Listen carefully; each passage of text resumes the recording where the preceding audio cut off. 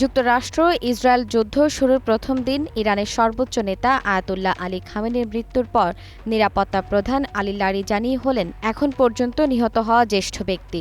গত সোমবার রাতে ইসরায়েলি হামলায় লারিজানির ছেলে এবং তার ডেপুটি আলী রেজা বায়াতও নিহত হন।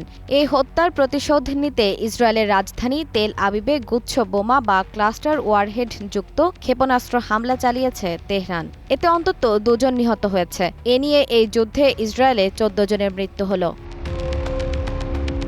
ইসরায়েল বলছে ইরান বারবার ক্লাস্টার ওয়ারহেড ব্যবহার করছে, যা মাঝ আকাশে অনেকগুলো ছোট ছোট বিস্ফোরকে বিভক্ত হয়ে বিশাল এলাকায় ছড়িয়ে যায়, ফলে এগুলো ঠেকানো বেশ কঠিন। এর আগে মঙ্গলবার সন্ধ্যায় বুশেহর পরমাণু বিদ্যুৎ কেন্দ্রের কাছে একটি ইসরায়েলি ক্ষেপণাস্ত্র হামলা আঘাত হেনেছে বলে জানিয়েছে ইরান। পারমাণবিক দুর্ঘটনার ঝুঁকি এড়াতে সংঘাতের সময় সর্বোচ্চ সংযমের প্রদর্শনের আহ্বান পুনর্ব্যক্ত করেছেন IAEA প্রধান রাফায়েল গ্রোসি। ইসরায়েলের হয়ে গুপ্তচর বৃত্তির অভিযোগে এক ব্যক্তিকে মৃত্যুদণ্ড দিয়েছে ইরান। ওই ব্যক্তিকে কুরুশ কেইভানি নামে চিহ্নিত করা হয়েছে বলে জানিয়েছে রয়টার্স।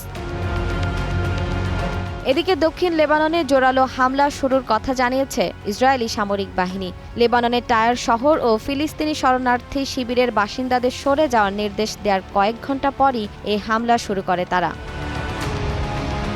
হরমুজ প্রণালীর নিরাপত্তায় ন্যাটো ও মার্কিন মিত্রদের অনীহার পর বেজায় চটেছেন প্রেসিডেন্ট ডোনাল্ড ট্রাম্প।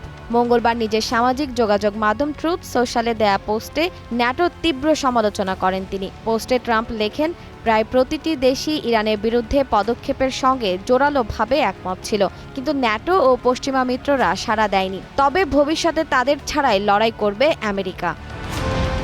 জেরিন জামান, গ্রিন নিউজ ডেস্ক।